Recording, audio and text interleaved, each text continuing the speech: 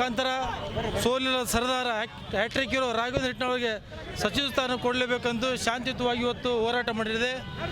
ನಮ್ಮ ಡಿ.ಕೆ. ಶಿವಕುಮಾರ್ ಸಾಹೇಬ್ ಸರ್ಕಾರ ಬಂದ ಕೂಡಲೇ ಇವತ್ತು ಮೊದಲನೇ ಹಂತದಲ್ಲಿ ಇವತ್ತು ನಮ್ಮ ಆಶಯ ಇತ್ತು ಇವತ್ತು ಸಚಿವರಾಗ್ತಾರೆ ಅಂದರೆ ಖಂಡಿತವಾದ ಎರಡನೇ ಹಂತದಲ್ಲಿ ಈ ಭಾಗಕ್ಕೆ ಹೈದರಾಬಾದ್ ಕರ್ನಾಟಕ ಒಂದು ಅವಕಾಶ ಸಿಗ್ತದೆ. ಇವತ್ತು 41 ಕ್ಷೇತ್ರ ಇರುವಂಥ ಈ ಭಾಗದಲ್ಲಿ ವಿಶೇಷವಾಗಿ ಕ್ರಿಯಾಶೀಲ ಶಾಸಕ ರಾಘವೇಂದ್ರ ಹಿಟ್ನಾಳ್ ಕೊಟ್ಟರೆ ಮುಂದಿನ 2028ಕ್ಕೆ ನಮ್ಮ ಚುನಾವಣೆಗೆ ಅನುಕೂಲ ಆಕ್ಕೈತೆ. ಖಂಡಿತ ಈ ಭಾಗದಲ್ಲಿ ಹೆಚ್ಚಿನ ಪ್ರಮಾಣ ನಾವು ಶಾಸಕರ ಗೆಲ್ಲಿಸೋ ಅವಕಾಶ ನಮ್ಮೆಲ್ಲರ ಕಾರ್ಯಕರ್ತ ಇದೆ ಅಂತ ನಾವು ಶಾಂತಿಯುತವಾಗಿ ಮಾನ್ಯ ರಾಷ್ಟ್ರೀಯ ಅಧ್ಯಕ್ಷ ಮಾಡ್ತಾ ಇದ್ದೀವಿ. ಈಗಾಗಲೇ ಸರ್ ನಾವು AICC ಅಧ್ಯಕ್ಷ ಖರ್ಗೆ ಸಾಹೇಬ್ರಿಗಿರ್ಬೋದು, ರಾಹುಲ್ ಗಾಂಧೀಜಿಯವ್ರಿಗಿರ್ಬೋದು, ಮಾನ್ಯ ಡಿ.ಕೆ. ಶಿವಕುಮಾರ್, ಸಿದ್ದರಾಮಯ್ಯ ಸಾಹೇಬ್ ಇರ್ಬೋದು, B.K. ಹರಿಪ್ರಸಾದ್ ಸುರ್ಜೇವಾಲ ಇರುವ ಇದ್ರ ಮುಖಾಂತರ ನಾವು ಮನವಿ ಕೊಡ್ತಾ ಇದ್ದೀವಿ. ಖಂಡಿತ ಒಂದು ಅವಕಾಶ ಕೊಟ್ಟರೆ ಈ ಭಾಗದ ಎಲ್ಲರೂ ಕೂಡ ಕೊಪ್ಪಳಕ್ಕೆ ವಿಶೇಷವಾಗಿ ನಗರ ಪ್ರದೇಶಕ್ಕೆ ಒಂದು ಅವಕಾಶ ಸಿಕ್ಕಂತಾಗಿದೆ. ಖಂಡಿತ ಯುವ ಶಾಸಕರಿದ್ದಾರೆ. ಈಗಾಗಲೇ ಹೈಕಮಾಂಡ್ ಮಟ್ಟದಲ್ಲಿ ಯುವಕರಿಗೆ ಅವಕಾಶ ಕೊಡಬೇಕಂತ ಚಿಂತನೆ ನಡೆದಿದೆ. ಅದಕ್ಕೆ ನಮ್ಮ ಮನವಿ ಇದೆ. ಖಂಡಿತ ನಮಗೆ ಕೊಪ್ಪಳಕ್ಕೆ ರಾಘವೇಂದ್ರ ಹಿಟ್ನಾಳ್ ಕೊಟ್ಟರೆ ಮುಂದಿನ ದಿನಗಳಲ್ಲಿ 2028ಕ್ಕೆ ನಮ್ಮ ಕಾಂಗ್ರೆಸ್ ಸರ್ಕಾರ ಬರೋದು ಭದ್ರ ಬುನಾದಿ ಆಗ್ತದೆ ಅಂತ ಭಾವಿಸ್ತೇವೆ. ಮೂರು ಜನ ಕಾಂಪಿಟೇಷನ್ ಆಗಿರೋದು ಐರೆಡ್ಡಿ ಅವರು ಕೂಡ ಅದರ ತಂಗಡಿ ಅವರು ಮತ್ತೆ ಮುಂದುವರಿಬೇಕಂತಾರೆ. ಇಂಥ ಟೈಮಲ್ಲಿ ಮತ್ತೆ ನೀವು ರಾಘವೇಂದ್ರ ಹಿಟ್ನಾಳ್ ಅವರು ಕೇಳಕ್ಕೆ ಜಿಲ್ಲೆಯಲ್ಲಿ ಸಹಜಿಕ ಸಚಿವ ಸ್ಥಾನ ಸಿಗಬೇಕಾದ್ರೆ ಎಲ್ಲರೂ ಕೂಡ ವಿಶ್ವಾಸ ಇರುತ್ತೆ. ಇವತ್ತು ರಾಘವೇಂದ್ರ ಹಿಟ್ನಾಳ್ ಸಾಹೇಬ್ರು ಇರ್ಬೋದು, ರಾಯರೆಡ್ಡಿ ಸಾಹೇಬ್ರು ಇರ್ಬೋದು, ತಂಗಡಿ ಸಾಹೇಬ್ರು ಪ್ರಯತ್ನ ಮಾಡಿದ್ದಾರೆ. ಆದರೆ ಈಗಾಗಲೇ ಅವರು 2 ಸಲ ಆಗಿದ್ದಾರೆ. ನಮಗೊಂದು ಅವಕಾಶ ಕೊಡಲಿದ್ದು ನಾವು ಇವಾಗ ನಮ್ಮೆಲ್ಲ ಅನುಕೂಲ ಇದು ಮುಖಾಂತರ ಮನವಿ ಮಾಡ್ತಾ ಯುವಕರಿದ್ದಾರೆ. ರಾಘವೇಂದ್ರ ಹಿಟ್ನಾಳ್ ಕೊಟ್ಟರೆ ಖಂಡಿತ ಈ ಕ್ಷೇತ್ರ ಅಭಿವೃದ್ಧಿ ಆಗಿದೆ, ಜಿಲ್ಲೆ ಕೂಡ ಅಭಿವೃದ್ಧಿ ಆಗಿದೆ ಅಂತ ಮನವಿ. ರಾಘವೇಂದ್ರ ಹಿಟ್ನಾಳ್ ಅವರಿಗೆ ಸಚಿವ ಸ್ಥಾನ ಕೊಡೋದಕ್ಕೆ ಕೊಡಲಿಲ್ಲ. ಈಗ ಸೆಕೆಂಡ್ ಸಿಗೋವಂಥ ಎಲ್ಲ ಚಾನ್ಸಸ್ ಬಟ್ ಯಾಕೆ ಕೊಟ್ಟಿಲ್ಲ ಅಂತಾರೆ? ಇಲ್ಲ, ನಮ್ಮ ಹೈಕಮಾಂಡ್ ನಿರ್ಧಾರಕ್ಕೆ ನಾವೆಲ್ಲರೂ ಬದ್ದಿದ್ದೀವಿ, ಅದ್ರಾಗ ಏನು ಎರಡನೇ ಮಾತಿಲ್ಲ. ಬಟ್ ಈ ಭಾಗಕ್ಕೆ ಉತ್ತರ ಕರ್ನಾಟಕ ಮತ್ತು ಹೈದರಾಬಾದ್ ಕರ್ನಾಟಕದಲ್ಲಿ ಈ ಭಾಗದಲ್ಲಿ ಹಿಂದುಳಿದವರ್ಗಿರ್ತಕ್ಕಂಥ ಕುರುಬ ಸಮಾಜದ ಒಬ್ಬ ಯುವ ರಾಘವೇಂದ್ರ ಹಿಟ್ನಾಳ್ ಸಾಹೇಬರು ಶಾಸಕರಾಗಿದ್ದಾರೆ. ಅವರು ಕೂಡ 3ನೇ ಬಾರಿ ಗೆದ್ದಿದ್ದಾರೆ. ಬಟ್ ಕ್ರಿಯಾಶೀಲರಿದ್ದಾರೆ. ಅವರಿಗೆ ಮಂತ್ರಿಗಿರಿ ಸ್ಥಾನ ಸಿಕ್ಕರೆ ಈ ಭಾಗದಲ್ಲಿ ಕಾಂಗ್ರೆಸ್ಸನ್ನು ಭದ್ರ ಬುನಾದಿ ಹಾಕಲಿಕ್ಕೆ ಕಾರಣ ಆಗುತ್ತಾ. ಈ ಸಚಿವ ಸ್ಥಾನ ಕೊಡ್ಬೇಕಂತ ನಮ್ಮೆಲ್ಲ ಮುಖಂಡರು ಒತ್ತಾಯ ಇದೆ.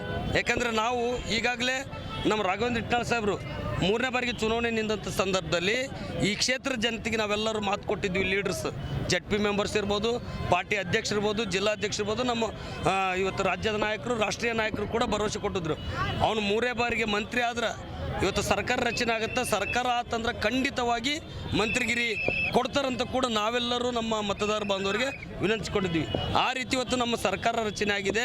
ಇವತ್ತು ಮೊದಲನೇ ಸಲ ಮುಖ್ಯಮಂತ್ರಿ ಆಗಿರ್ತಕ್ಕಂಥ ಸಿದ್ದರಾಮಯ್ಯ ಸಾಹೇಬ್ರವರ ಇವತ್ತು ಇವರು ಕೂಡ ಒಬ್ಬ ಸಣ್ಣ ಮಗು ಪುತ್ರ ಇದ್ದಂಗೆ ಇವತ್ತು ನಮ್ಗೆ ಆಶಾಭಾವನಿತ್ತು. ಅನಿವಾರ್ಯ ಕಾರಣ ತಪ್ಪಿತ್ತು. ಈಗ ಡಿ.ಕೆ. ಶಿವಕುಮಾರ್ ಸಾಹೇಬ್ರವರ ಮುಖ್ಯಮಂತ್ರಿ ಒಂದು ಅವಧಿಯಲ್ಲಿ ಮೊದಲೇ ಹಂತಕ್ಕೆ ಇವತ್ತು ನಮಗೆ ಸಚಿವ ಸ್ಥಾನ ಸಿಗುವ ಆಶಾಭಾವನೆ ನಾವೆಲ್ಲರೂ ಈ ಕ್ಷೇತ್ರದ ಜನತೆ ಹೊಂದಿದ್ವಿ. ಆದರೂ ಕೂಡ ಇವತ್ತು ಅನಿವಾರ್ಯ ಕಾರಣದಿಂದ ತಪ್ಪಿದೆ.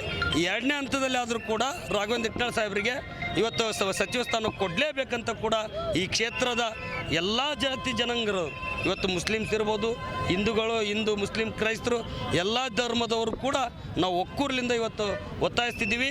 ನಮ್ಮ ರಾಜ್ಯದ ಮುಖ್ಯಮಂತ್ರಿ ಆಗಿರ್ತಕ್ಕಂಥ ಡಿ.ಕೆ. ಶಿವಕುಮಾರ್ ಸಾಹೇಬ್ರನ್ನ ಮತ್ತು ಮಾಜಿ ಮುಖ್ಯಮಂತ್ರಿಗಳಾಗಿರ್ತಕ್ಕಂಥ ಸಿದ್ದರಾಮಯ್ಯ ಸಾಹೇಬ್ರನ್ನ ಇವತ್ತು ನಾವು ಒತ್ತಾಯ ಮಾಡ್ತಿದ್ದೀವಿ. ಕೂಡಲೇ ಇವತ್ತು ರಾಷ್ಟ್ರೀಯ ನಾಯಕರಿಗೆ ಹೇಳಿ ಈ ಭಾಗದ ಯುವ ಶಾಸಕರಾಗಿರ್ತಕ್ಕಂಥ ರಾಘವೇಂದ್ರ ಹಿಟ್ನಾಳ್ ಸಾಹೇಬರಿಗೆ ಮಂತ್ರಿ ಸ್ಥಾನವನ್ನು ಕೊಡಲೇಬೇಕಂತ ಕೂಡ ನಾವು ಈ ಮುಖಾಂತರ ಒತ್ತಾಯ ಮಾಡ್ತೇವೆ. ನಮ್ಮ ಹೋರಾಟ ಪಕ್ಷದ ವಿರುದ್ಧ ಅಲ್ಲ, ಸರ್ಕಾರದ ವಿರುದ್ಧ ಅಲ್ಲ. ನಾವೆಲ್ಲರೂ ಪಕ್ಷದ ಕಾರ್ಯಕರ್ತರು, ಅಭಿಮಾನಿಗಳು. ನಮ್ಮ ಕೂಗನ್ನು ನಮ್ಮ ರಾಷ್ಟ್ರೀಯ ನಾಯಕರಿಗೆ ಮತ್ತು ನಮ್ಮ ರಾಜ್ಯದ ನಾಯಕರಿಗೆ, ಮಂತ್ರಿಗಳಿಗೆ, ಮುಖ್ಯಮಂತ್ರಿಗಳಿಗೆ, ಮಾಜಿ ಮುಖ್ಯಮಂತ್ರಿಗಳಿಗೆ ತಮ್ಮ ಮೂಲಕ ನಾವೆಲ್ಲರೂ ಕೂಡ ಒತ್ತಾಯ ಮಾಡ್ತಿದ್ದೀವಿ. 3 ಶಾಸಕರು ಕೂಡ ಸ್ಪರ್ಧೆಯಲ್ಲಿದ್ದಾರೆ. ರಾಯರೆಡ್ಡಿ ಅವರಾಯಿತು, ತಂಗಡಿಗೆ ಅವರಾಯಿತು, ರಾಘವೇಂದ್ರ ಅವರಾಯಿತು. 3 ಮಾತ್ರ ಒಬ್ಬರಿಗೆ ಕೊಡಲಿಕ್ಕೆ ಜಿಲ್ಲೆಯ ಮಟ್ಟಿಗೆ ಜಿಲ್ಲೆಯಲ್ಲಿ ಇವತ್ತು ಅವರೆಲ್ಲ ಸೀನಿಯರ್ಸ್ ಇದ್ದಾರೆ, ಮಂತ್ರಿಗಳು ಆಗಿದ್ದಾರೆ.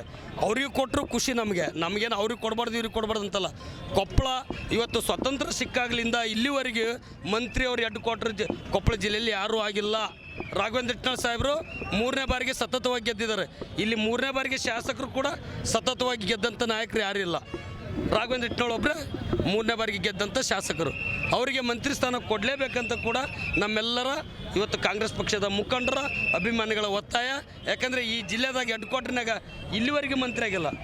ಈಗ ಅವ್ರಿಗೆ ಮಂತ್ರಿ ಕೊಟ್ರೆ ಈ ಜಿಲ್ಲೆಯ ಜನ ಭಾಳ ಖುಷಿ ಪಡ್ತಾರೆ. ಅಭಿಮಾನಪೂರ್ವಕವಾಗಿ ಸರ್ಕಾರಕ್ಕೆ, ಮುಖ್ಯಮಂತ್ರಿಗೆ ಮತ್ತು ಮಾಜಿ ಮುಖ್ಯಮಂತ್ರಿಗಳಿಗೆ ಕೂಡ ಧನ್ಯವಾದ ಸಲ್ಲಿಸಲಿಕ್ಕೆ ನಾವೆಲ್ಲರೂ ಸಿದ್ಧರಿರ್ತೀವಿ.